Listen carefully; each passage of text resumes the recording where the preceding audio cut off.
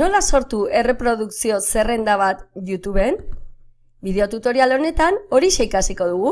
Nola sortzen den erreprodukzio zerrenda edo playlist bat YouTubeen.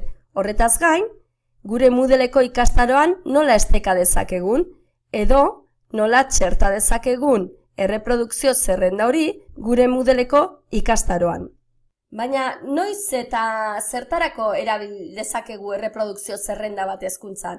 Adibidez, gure materia batean erabiltzen ditugun bideo guztiak batera izateko. Hau oso erosoa izan liteke ikaslei begira, banan materia bateko bideoak partekatu ordez, denak batera ipin ditzakegu. Unitate jakin bateko bideoekin ere gauza bera egin dezakegu. Playlist moduan antola ditzakegu unitatean zehar ikusiko dituzten bideo guztiak, gero eta gehiago erabiltzen dira gainera bideoak hezkuntzan, bai hortik zehar interneten erabiltzen ditugunak edo ikusten ditugunak, eta beste alde batetik guk geuk sortzen ditugunak. Beraz, erreprodukzio zerrenda oso bat osatuko bagenu, esteka bakar baten bidez ikasleekin partekatzeko aukera izango genuke. Eta gauza bera, esteka partekatzeaz gain, gure Moodleko ikastaro batean edo webgunean eta erreprodukzio zerrenda osoa txertatzeko aukera izango. Lehenik eta behin gure YouTubeko kanalera joango gara. Dakizuen bezala Google Apps kontua badugu, YouTubeen jada badugu kanala, edo Gmailen kontua badugu ere gauza bera. Beraz, sar gaitezke gure postatik edo youtube.comera zuzenean joanez. Hemen, berasiago, gehiagori emango bagenio, YouTubera joango ginateke. Kanalean sartzen garenean, jakin behar dugu, hemendik kudeatuko dugula menu nagusia. Beraz, kasu honetan, liburutegira joanez, erreprodukzio zerrenda berria sortzeko aukera izango dugu. Kasu honetan, e-learningaren inguruko erreprodukzio zerrenda bat sortuko dugu. Kontuan izan behar dugu, ea pribatua, ikusgaitza, ala publikoa izatea nahi dugun. Publikoa edo nork ikus dezake eta bila dezake bilatzailean. Ikusgaitza, esteka duen edo nork ikus dezake, baina bilatzailean ez da agertuko. Eta pribatua postaz partekatu ahal izango dugu eta bakarrik gonbidapena duenak ikusi ahal izango du.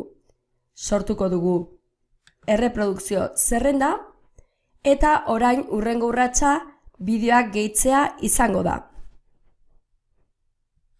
Bideoa gehitzeko beraz hementxe klikatuko dugu, eta 3 aukera izango ditugu. Bila dezakegu, edo helbidea balin badugu helbidea hementxe ipini dezakegu, edo gure YouTubeko bideoetatik aukera dezakegu. Guk bilaketa egingo dugu, eta besterik gabe nahi duguna hautatuko dugu eta gehitu bideoak. Beraz, bideo bat gehituta izango dugu gure erreprodukzio zerrendan. Horrela, beste bat gehitzeko, gauza bera egingo dugu. Bilaketa edo helbidetik zuzenean gehitu eta hauxe gehituko dugu. Gure erreprodukzio zerrendan jada baditugu 2 bideo. Horrelaxe jarraituko genuke nahi adina gehituz. Nabigatzen ari garenean gustuko bideo bat edo gure erreprodukzio zerrendan egotea nahiko genuken bideo bat topatuz gero, horrelaxe egin dezakegu. Edo zein YouTubeko bideok edukiko du aukera hementxe gehitzeko. Gehitu hemen eta bertan azalduko zaizkigu jada sortuak ditugun erreprodukzio zerrendak.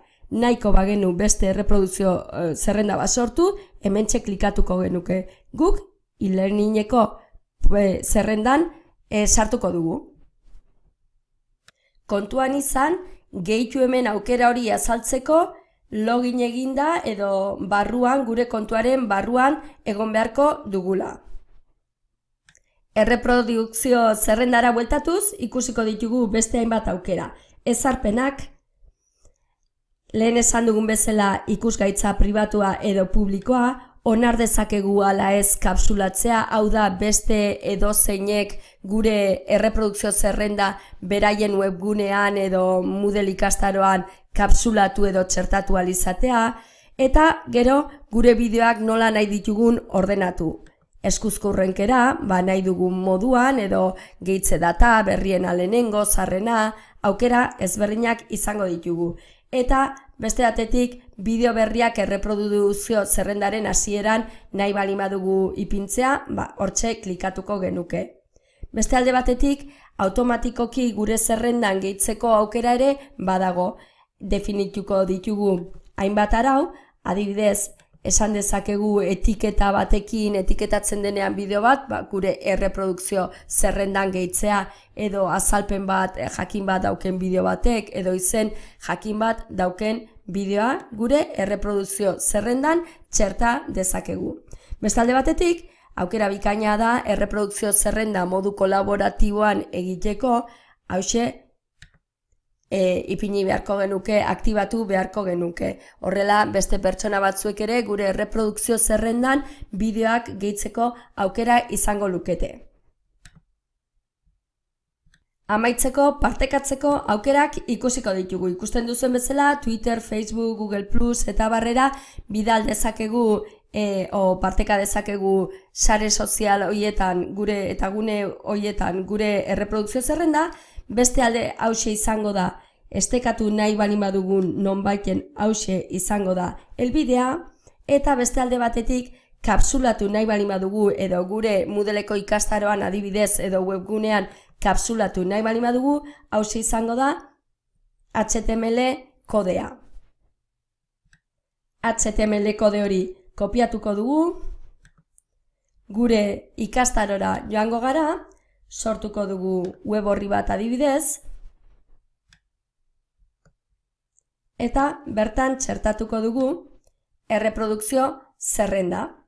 Horretarako, erreprodukzio zerrenda bat edo jarriko genuke,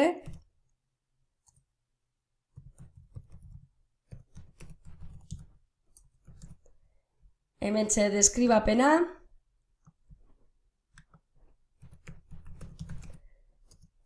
eta berasiago joanez, HTML editorea zabalduz, hauxe, hementxe kopiatuko dugu kodea, eta eguneratu eta gorde eta erakutsi. Ikusten dugun bezala, hementxe azalduko da gure erreprodukzio zerrenda. Eta hementxe klikatuz, zerrenda hori osatzen duten bideo guztiak ikusiko ditugu. Kapsulatu ordez estekatu nahi bali badugu, helbidea kopiatuko dugu, eta gure ikastaroan ikusi ondorengo erreprodukzio zerrenda hautatu eta estekatu. Helbidea hortxe ipiniko genuke,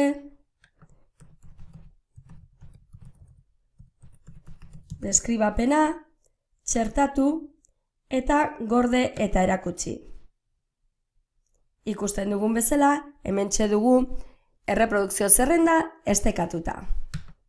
Hori, klik eginez, bertara joango ginateke. Amaitzeko, erreproduzitu guztiak klikatuz, besteek nola ikusiko duten ikusiko dugu. Hauxe izango litzateke gure erreprodukzio zerrenda eta besteek horrela ikusteko aukera izango lukete. Baita, partekatzeko edo beraien erreprodukzio zerrenda batean gehitzeko eta abar. Bideo tutorial honetan beraz, YouTubeen erreprodukzio zerrenda bat nola sortzen den ikasi dugu, erreprodukzio zerrenda hori gure Moodleko ikastaroan nola estekatu, eta amaitzeko erreprodukzio zerrenda gure Moodleko ikastaroan nola txertatu. Espero dugu baliagarria izatea.